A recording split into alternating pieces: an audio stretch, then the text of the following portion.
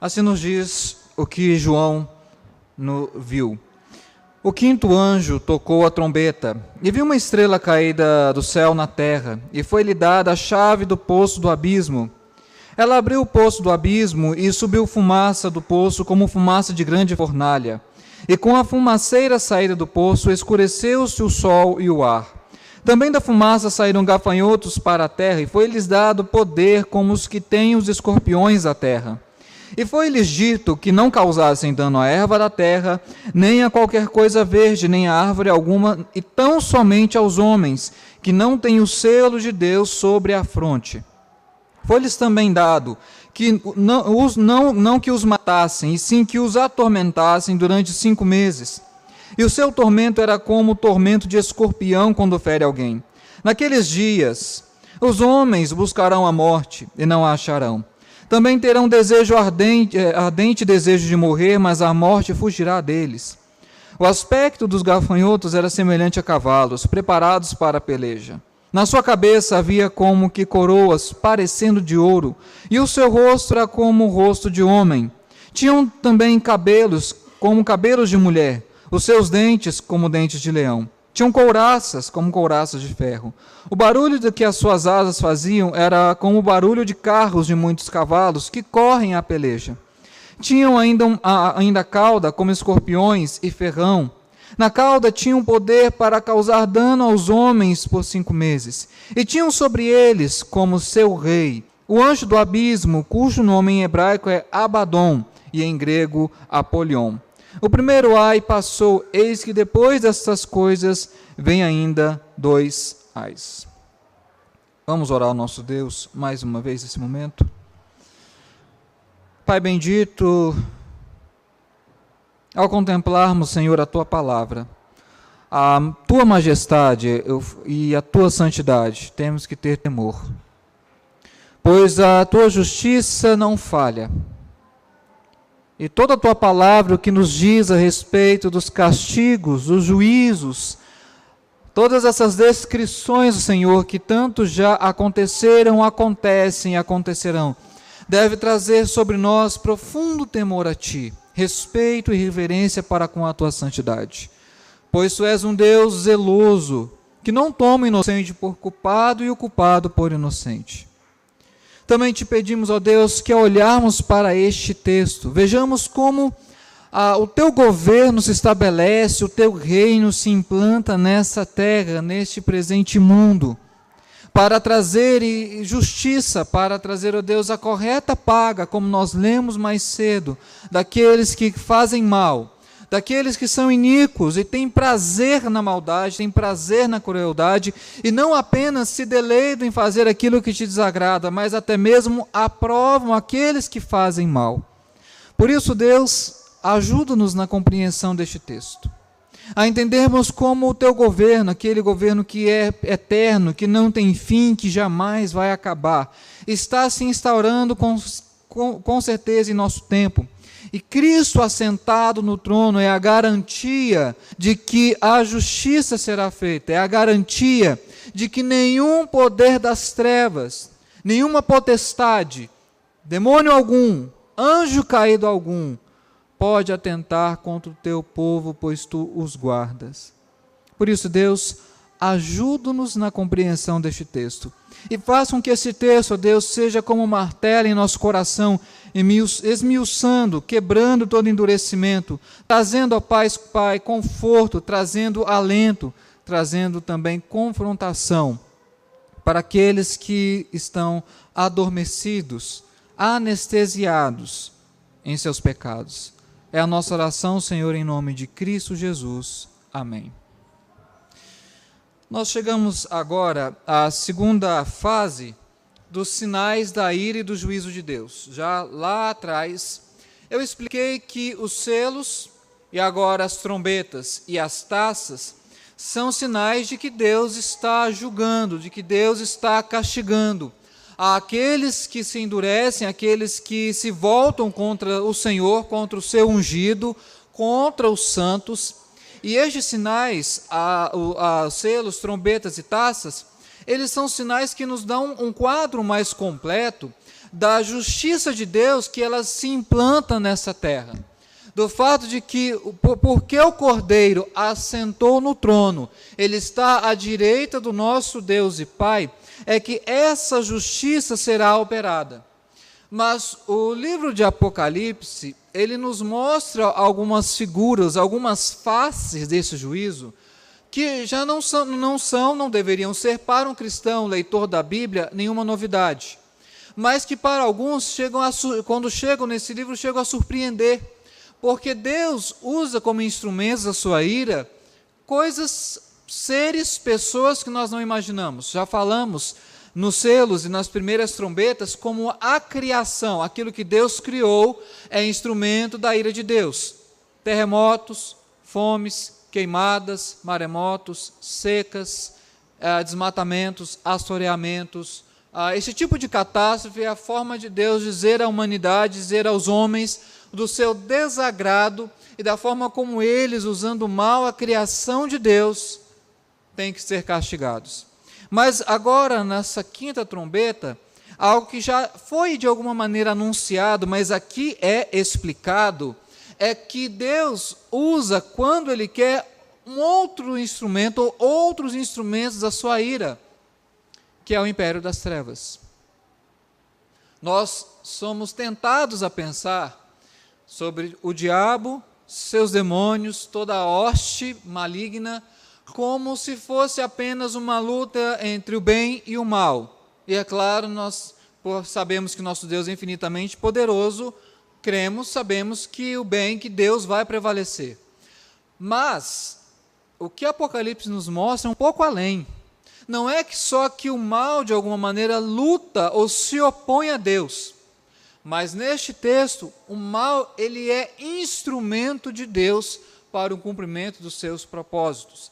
E nisso chegamos a uma das coisas mais difíceis e complicadas, que milhares de autores, que pastores, mentes brilhantes que o cristianismo já teve, desde Agostinho de Hipona, no século III, IV e V, até hoje se debatem como é que Deus, sendo bom, convive e coexiste com o mal no mundo, e mais, ele inclusive usa o mal para os seus propósitos. É claro, eu não quero dar uma resposta, nem é o meu objetivo filosófico a essa questão, mas a minha intenção e a proposição é mostrar que a justiça de Deus, ela é demonstrada claramente pelo império das trevas, e esse império faz parte dos seus instrumentos. E isso serve para Deus mostrar que Ele reina, que Ele governa, que Ele está no comando, que Ele está no controle. E é essa segurança, a baliza, a garantia da igreja para ela não se enveredar no engano, para ela não se deixar levar por ilusões, por promessas mirabolantes de prosperidade, paz, de harmonia mundial. Porque o que o Apocalipse vai nos mostrar é que mesmo quando o império das trevas atua, ele atua debaixo da autoridade de Deus.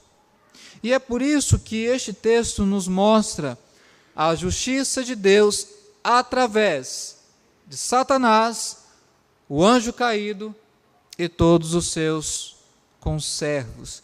Eu gostaria então de mostrar isso neste texto, e eu quero aqui esclarecer como é a operação satânica, como é que o império das trevas age, qual é a autoridade que ele tem e para que serve essa autoridade em coisas que às vezes nós não pensamos, mas que o texto nos mostra.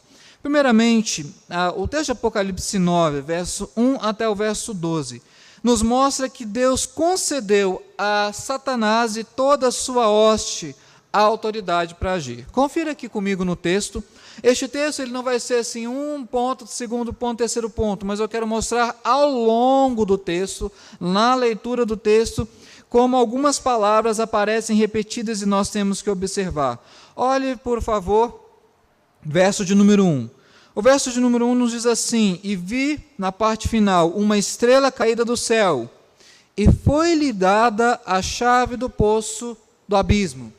Então, aqui já começamos com uma autoridade que ela é delegada. Não é o império das trevas que toma a chave do poço do abismo.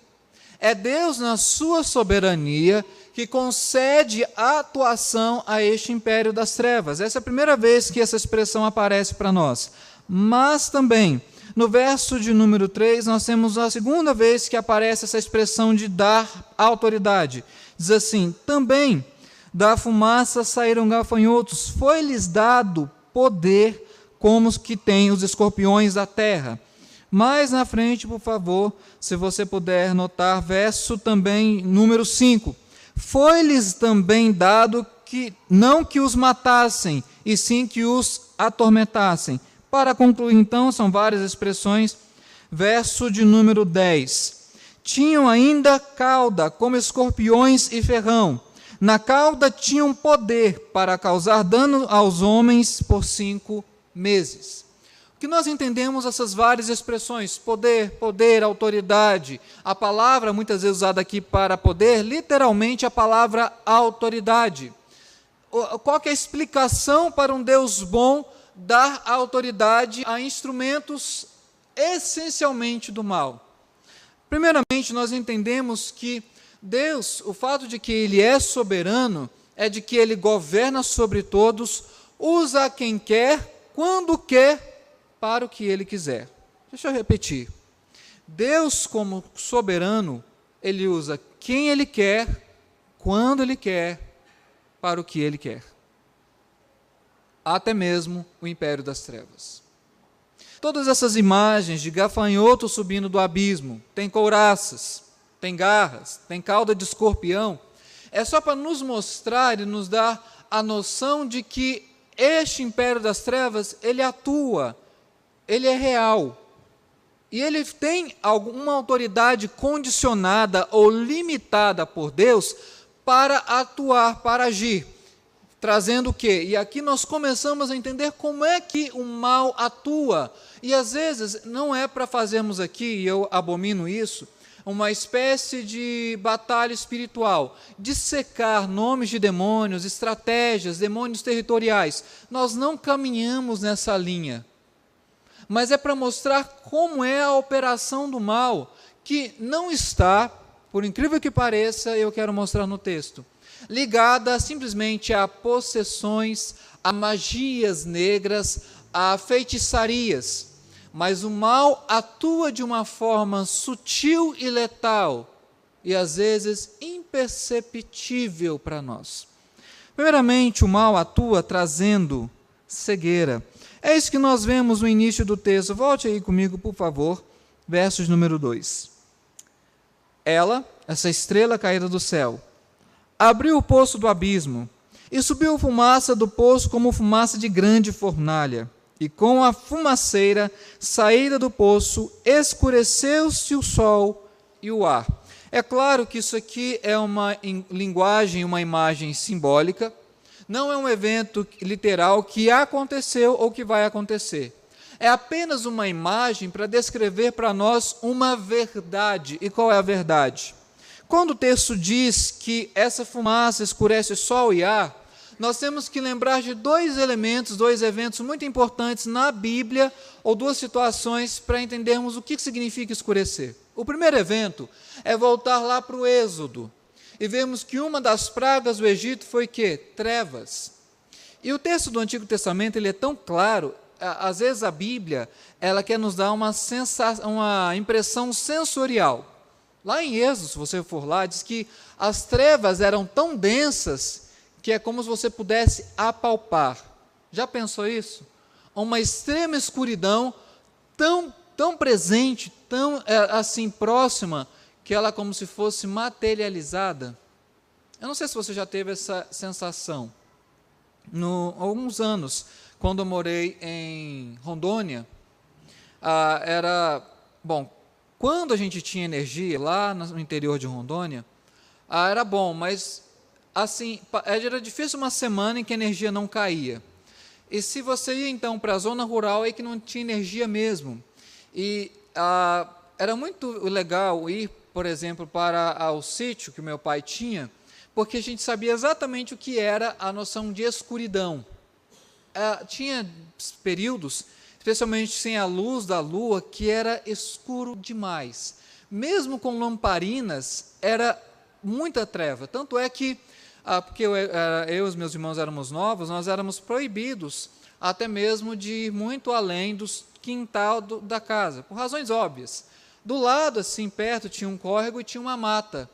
E algum felino de um médio porte podia estar andando por aqueles lados, e por isso a gente era proibido, e porque, de fato, não tinha como enxergar nada. Essa sensação era a sensação que a gente tinha. E essa sensação do texto de trevas. Mas trevas aqui não é a falta de iluminação elétrica, não é a falta da clareza do sol ou da lua. Significa a cegueira espiritual. Essa é a primeira operação do mal, trazer cegueira. Fazer com que pessoas que têm a verdade diante dos seus olhos, que elas tenham como um tapa-olho, elas não conseguem enxergar. Estão em trevas, acham que têm luz, mas estão escurecidos. E essa é a primeira forma de operação satânica, produzir o erro, o engano, a fim de que as pessoas que são cegas continuem cegas. Por isso o mal opera no erro, no engano. Não é simplesmente com possessão, com magias, mas uma das principais armas de Satanás, e foi desde o Éden, é o engano. É seduzir as pessoas com aquilo que elas querem ouvir, com aquilo que lhes agrada, conduzi-las para um caminho que elas acham que está correto, mas na verdade é o caminho de morte. E existem algumas palavras para definir este engano. Contrariando talvez a alguns, a gente acha que enganos são simplesmente outras religiões, mas existem outras palavras sutis que têm que ser resgatadas no vocabulário cristão e que são instrumentos de engano satânico. Heresias. A heresia, ela é um engodo, ela é uma mentira que se parece muito com a verdade. Por exemplo, uma heresia que foi muito debatida na história da igreja cristã e que ainda hoje tem os seus adeptos. A ideia de que o Cristo, o Filho de Deus, ele é subordinado e menor que o Pai. Ele é quase um Deus, mas ele não é Deus. Ele é um bom mestre, ele é alguém muito instruído, que fez o bem, mas ele não é Deus. É uma sutileza, é um detalhe entre Cristo ser Deus ou não, mas faz toda a diferença para a fé cristã. Essa é a primeira palavra, heresia. Heresia é um dos instrumentos de Satanás para desviar, para corromper a igreja e colocá-la sob intenso perigo. Mas a segunda palavra é a palavra apostasia.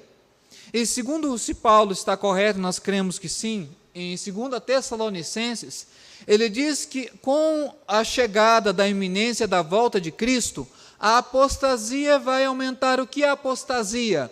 Alguém que não era cristão, estava no meio dos cristãos, mas depois de um momento, nega completamente a fé que professava ter. A apostasia é um fenômeno de dentro da igreja. Não é fora, é dentro. Porque é necessário que aqueles que estavam entre o povo de Deus digam: agora não mais creio nesse Deus, não mais creio em Cristo, me declaro ateu, agnóstico, seja lá o que for, e eu vou para outro lado.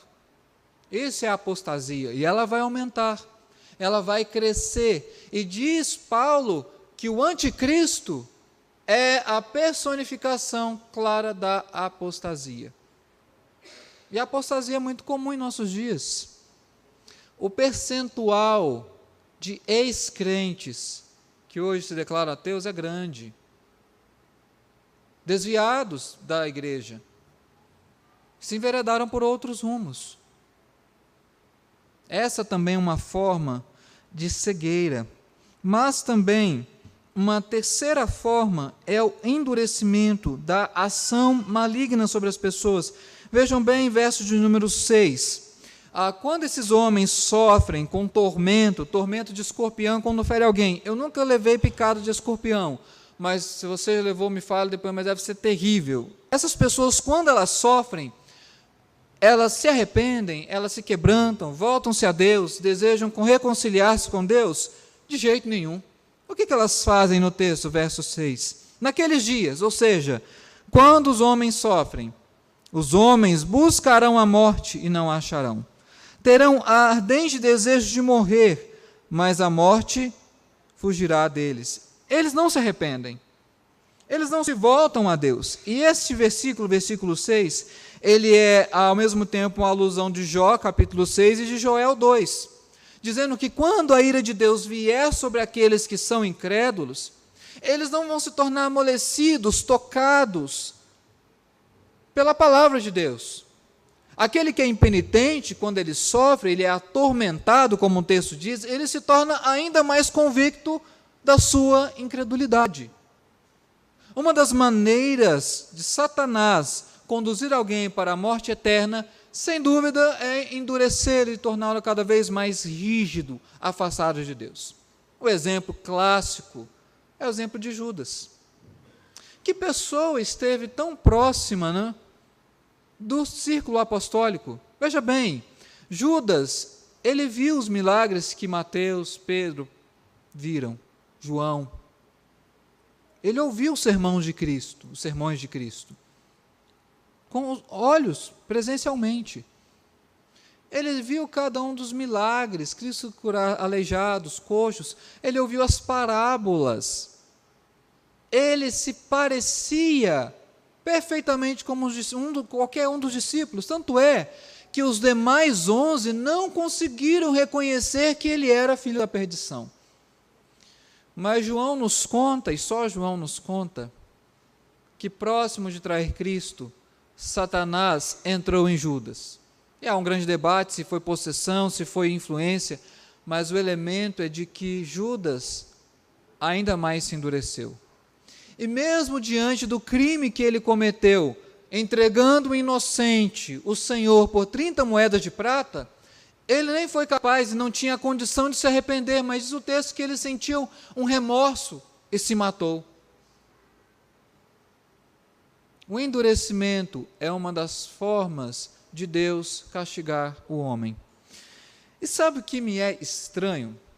É a mentalidade vigente, como alguns cristãos, eles compreendem castigo hoje.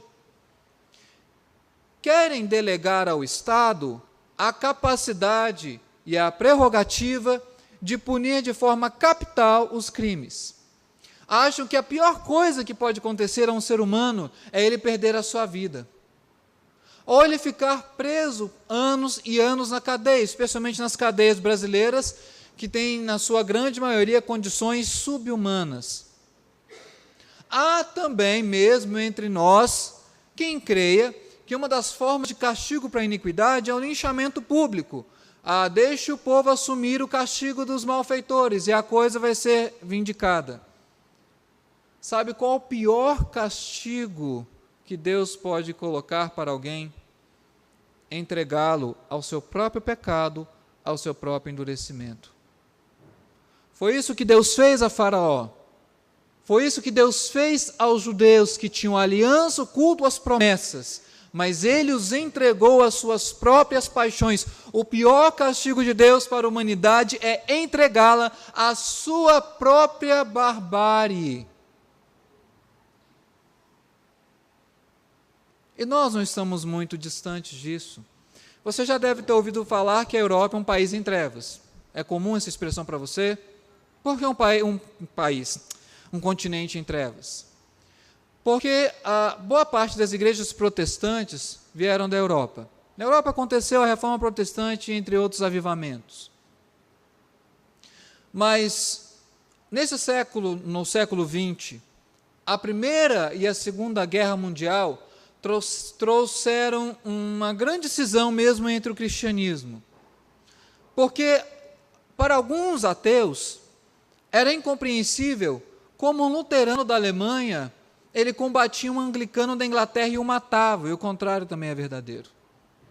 Como é que um presbiteriano da Escócia matava um ortodoxo da antiga Tchecoslováquia ou antiga União Soviética? Para você ter ideia, as tecnologias de guerra, metralhadora, tanque e todas essas bombas foram desenvolvidas durante a guerra e para a guerra. A barbárie foi imensa. Milhões e milhões de pessoas morreram. É como se os limites da compaixão, da moralidade, do próximo, tivessem sido abolidos e as pessoas então fizessem o que elas queriam. Esse foi, em parte, o quadro da Primeira e Segunda Guerra Mundial, e a partir daí, o ateísmo, entre outras coisas, ganhou espaço na Europa. Eu quero dizer para você, o que eu quero resumir, é que o que Deus faz para castigar as pessoas não é simplesmente trazer um meteoro do céu e eliminar todo mundo com fogo, mas uma das formas da ira de Deus sobre a humanidade é entregar o homem às suas próprias paixões. Portanto, se você acha que no Brasil de hoje os limites da ética, da virtude foram todos esfarelados, todos foram detonados, este pode ser um sinal da ira de Deus contra o nosso país. Não é que ele vai colocar governante A ou governante B. A ira dele já está em andamento na nossa nação, porque essa é uma das manifestações da ira de Deus, o endurecimento. As pessoas vão buscar a morte, elas até mesmo desejam a morte, mas o que elas não querem e elas não desejam é o arrependimento sincero para com Deus. Isso elas não querem.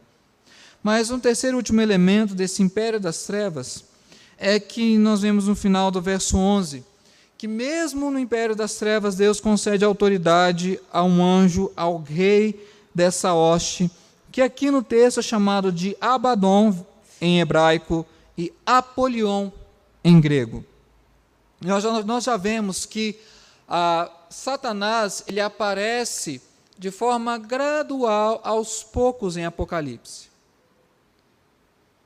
Começa lá no capítulo 2 e 3, quando fala que Satanás estabeleceu em algumas cidades da Ásia Menor o trono dele. Tanto é que João chega a dizer, Cristo, através de João, chega a dizer que algumas sinagogas eram sinagogas de Satanás, porque perseguia os cristãos. Aqui, então, começa a trazer mais detalhes sobre ele. Ele não é apenas o adversário que persegue os cristãos, mas ele é o comandante, o articulador de toda essa hoste, e não apenas de toda essa hoste. Nós vemos a partir do capítulo 13, ele é o articulador das bestas, seus instrumentos para trazer perseguição aos cristãos. É ele que organiza uma peleja contra o cordeiro. E é claro, essa peleja não tem sucesso algum, eles são derrotados. Mas nós começamos a ver que até mesmo Satanás, se opondo a Deus, sendo inimigo de Deus, ele é um instrumento de Deus. E essas duas palavras, Abaddon e Apolion, elas têm o mesmo significado, destruidor. Esse é o objetivo do império das trevas. Roubar, como Cristo disse, matar e destruir. É assim que o mal opera no nosso mundo. Por isso que, ao olharmos esses sinais da ira de Deus, não devemos ver apenas a ação do império em oposição contra Deus. Devemos olhar além e ver o governo e a soberania de Deus sobre a humanidade. E aqui eu quero fazer alguns rápidos comentários antes de chegar na parte principal, que é a parte da conclusão e aplicação. O primeiro comentário é que cristãos têm temido muito alguns inimigos ideológicos, alguns inimigos filosóficos. Muito se tem falado sobre o marxismo cultural, sobre a ideologia de gênero, sobre outras esferas de atuação. Embora nós podemos compreender que muitas dessas linhas de pensamento são contrárias à fé cristã, esses não são os principais ou mais temidos perigos para a igreja cristã.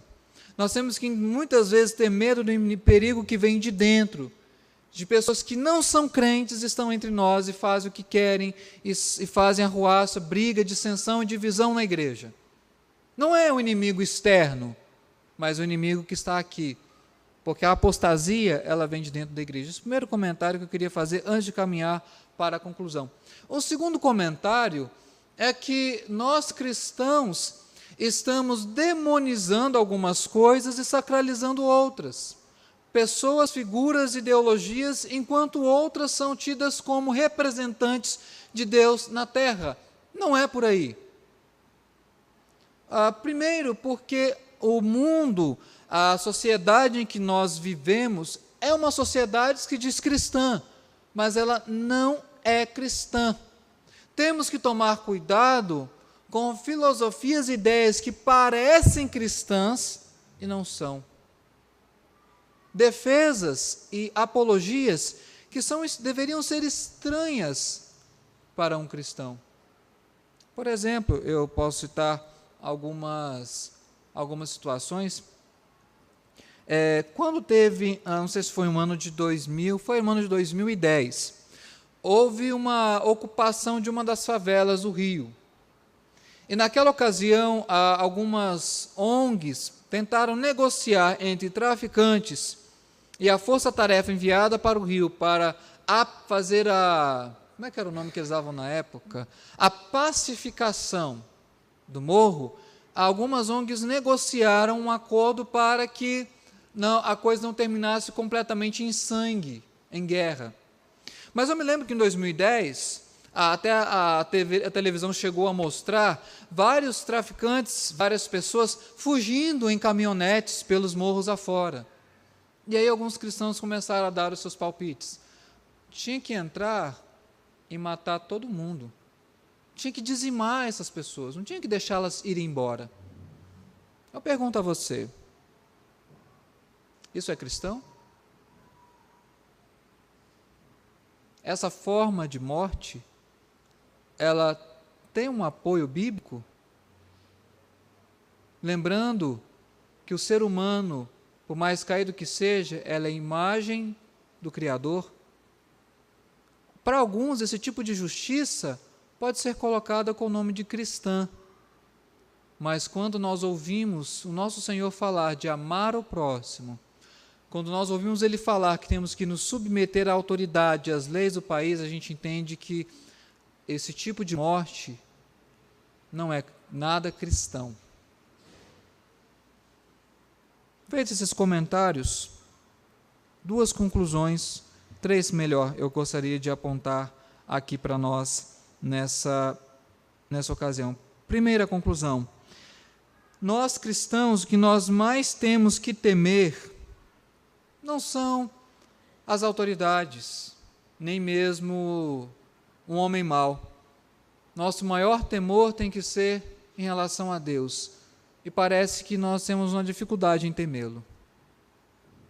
Digo isso porque tem se tornado muito comum nos meios cristãos o chamado ateísmo prático. Pessoas que, se perguntadas, elas falam: você crê em Deus? Creio. Mas vivem como se Ele não existisse sem nenhum temor dele. Nós temos que temer a Deus porque Ele é o Deus da justiça. Não é aquele apenas que mata o corpo, mas que pode lançar e mandar a alma para o inferno. Mas a santidade de Deus, antigamente, ela trazia maior temor e reverência dos cristãos. Hoje já não é a mesma coisa. Não se preocupam se Deus se agrada ou não do que fazem no dia a dia. Não tem, talvez, uma crise de consciência ao defenderem, ao agirem como se não crescem em Deus, sem consultá-lo para tomar decisões, tentando dirigir suas vidas e suas casas conforme apenas o mercado diz, o dinheiro manda e a música toca, sem se preocupar qual é a vontade estabelecida de Deus para as nossas vidas. Eles, se perguntados, falam que creem em Cristo, falam que creem no Deus e Pai, creem no Espírito, mas definitivamente vivem como se Ele não existisse. Essa é uma completa ausência de temor a Deus. A segunda conclusão é que nós temos que, primeiramente, orar pela nossa sociedade, pelo nosso país. Para Deus ter misericórdia. Para Ele trazer sobre o nosso país, a começar pela sua igreja, verdadeiro arrependimento. Porque a impenitência, o endurecimento, não está apenas fora, mas está dentro da igreja, de servos de Deus que conhecem a palavra de Deus, mas que se recusam a arrependerem-se dos seus pecados. No momento de contrição do culto, nem oram, só fecham os olhos, não estão preocupados se Deus está ofendido ou não com seus pecados, e querem cultuar a Deus sem pedir a Ele perdão. Que tem a ousadia de não perdoar o próximo e pedir perdão a Deus. esse tipo de impenitência não está fora, está dentro da igreja. Arrependerem-se dos seus pecados. Mas eu quero também falar uma outra coisa para os cristãos que aqui me escutam. O livro de Apocalipse descreve todos esses castigos e juízos de Deus, são pesados, são intensos, eles vão se cumprir. Mas o livro nos mostra que nós, aqueles que têm a marca de Deus na sua fronte, estarão guardados. Não é uma espécie, entendo, de proteção, de que vai pegar fogo no quarteirão inteiro, menos na sua casa. Não é desse tipo de proteção que o texto está falando, mas a proteção daquele que tem a sua salvação, a sua herança garantida, aquele que sabe que quando for chamado desse mundo, quando vier a morrer, seja de uma causa natural, seja pelo testemunho de Cristo, ele sabe para onde ele vai, ele sabe o seu futuro.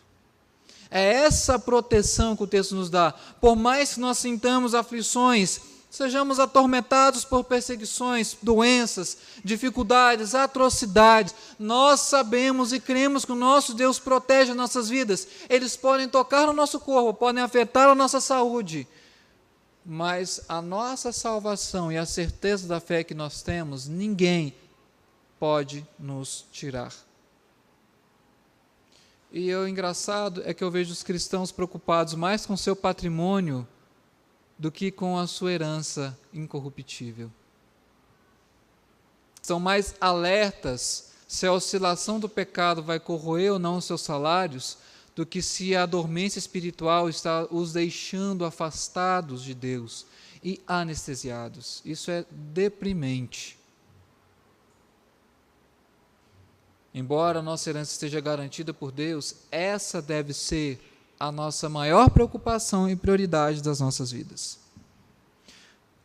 Mas eu também não posso ser desonesto e deixar de falar, como eu já falei, inclusive, para amigos meus, colegas de faculdade, pessoas que eu tenho aprendido a amar e respeitar e a gostar.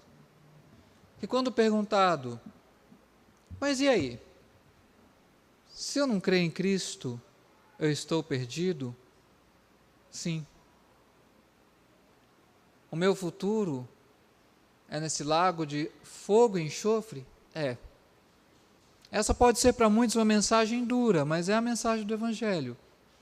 Aqueles que se mantêm deliberadamente endurecidos, o destino deles é a perdição eterna. Eu quero dizer a você que se você não entregar ou não entregou a sua vida a Cristo, não espere um mundo por vir glorioso. O que te aguarda é o lago de fogo e enxofre. A única maneira, a única forma de fugir ou escapar dessa ira é ser alcançado pela graça de Deus, entregar a vida a Cristo. E assim saber que a vida com Ele é a vida eterna. Ela não passa aqui, mas ela continua. Mas nós temos que ser honestos com as pessoas e dizer a elas que este é o futuro daquele que se mantém endurecido à perdição.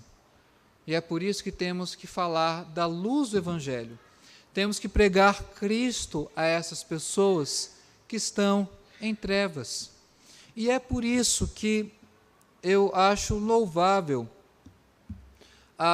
o que, por exemplo, a Igreja Presbiteriana do Brasil faz, e às vezes até não muito bem conhecido pelos próprios membros da Igreja Presbiteriana do Brasil. Se você for naquele mural ali atrás, de vez em quando eu preciso falar dele, você verá que a IPB ela tem missionários em todos os continentes do nosso planeta, em centenas de países. Alguns missionários não têm nem o nome, não tem nem a foto divulgada naquele mural, e você verá, porque eles estão em regiões de alto risco, onde é proibido pregar o Evangelho. Mas eles são lá a luz do Senhor. E é por isso que uma das vocações que nós deveríamos incentivar na nossa igreja e orar para que Deus sempre dê ao seu povo é a vocação missionária. A igreja deveria muito mais se alegrar com alguém que Deus chamou para pregar o evangelho aos não alcançados do que alguém que passa no vestibular. A nossa alegria deveria ser muito maior, pois temos irmãos nossos, muitos deles presbiterianos, que estão em trevas. E é por isso que nós temos que orar por eles, para que onde eles estiverem, sejam a luz do Senhor. E que nós, eu e você, onde nós estivermos, em meio às trevas, sejamos luz. A minha oração, mais do que Deus dá para você prosperidade financeira, embora Ele possa fazer isso, é que Ele te use como luz dEle, como instrumento dEle. Pois não adiantará nada ter prosperidade financeira, profissional, porque algumas pessoas elas só têm isso, dinheiro, mas estão perdidas. Nosso maior desejo para elas é que elas sejam alcançadas pelo Evangelho que nos alcançou.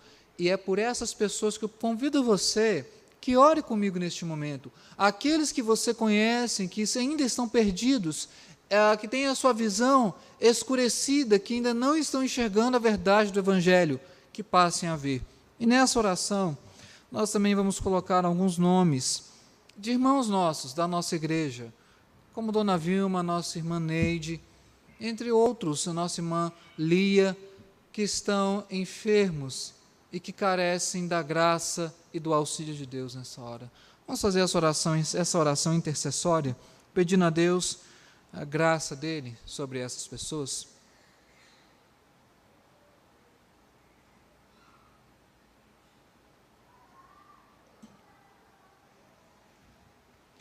Deus bendito, ajuda-nos, ó Deus, a sermos sal e sermos luz, a falarmos da verdade, a verdade que liberta, que tira o homem da ignorância, das trevas para a luz. Dá ao teu povo, ó Deus, que se acha aqui presente, a coragem para pregar o Evangelho. Mesmo aqueles que se mostram endurecidos, convencidos e teimosos nos seus maus caminhos, dá-nos para com eles um profundo amor de amá-los a ponto de não permitirmos deixar de pregar a Cristo crucificado. Nos lembramos, ó Deus, aquelas pessoas que convivem ao nosso redor e que precisam ser alcançadas. Usa-nos, ó Deus, como um instrumento para irmos onde exatamente existem trevas. Usa o teu povo, ó Deus, ao longo dessa semana para viver e falar do Evangelho onde estiverem. Nós te pedimos, ó Deus, por aqueles irmãos e irmãs nossas, missionários, famílias, que se encontram em lugares onde o Evangelho é proibido. Ajuda-os, ó Deus, e proteja-os, faça deles luz onde eles estão. Nesses cantos, às vezes distantes do nosso planeta, de pessoas que estão distantes, longe da verdade e que precisam ser alcançadas. Mas te pedimos também, ó Deus, por irmãos que estão próximos. Nos lembramos, ó Deus, da nossa irmã Vilma. Seja com ela, ó Deus, naquele hospital, trazendo recuperação, que ela venha recobrar a sua consciência e possa melhorar. Abençoe a nossa irmã Neide, ó Deus, que passa por um tratamento desgastante, exaustivo. Abençoe a nossa irmã Lia, que não pode vir à igreja frequentar os cultos, mas que é o povo do Senhor, que é parte do corpo de Cristo. Abençoe outros irmãos e irmãs nossos, ó Deus, que passam por enfermidades nesse período, que estão doentes. Abençoe, Senhor, os encarcerados, os órfãos, as viúvas. Sê com eles, ó Deus, o teu amor e a tua misericórdia. Levante sobre estes, ó Deus, a luz do teu rosto, porque quando nós temos a luz do teu rosto, nós somos alcançados pela graça. Levante, ó Deus, sobre o teu povo a tua face, que ela venha resplandecer sobre nós. Abençoa-nos, ó Deus, ao longo dessa semana. Livra-nos, ó Deus, do maligno, que ele não possa nos tocar. Guarda-nos em Cristo, o nosso Salvador, para que, guardados, protegidos por Ele, sejamos, ó Deus, vitoriosos, mais que vencedores nesse mundo. Temos certeza, ó Deus, que podemos ser privados de tudo, de bens, de família e da nossa própria saúde, mas sabemos que nada, absolutamente nada, vai nos separar do amor do Senhor que está em Cristo Jesus. Essa é a nossa confiança, essa é a nossa oração. Em nome de Jesus, amém.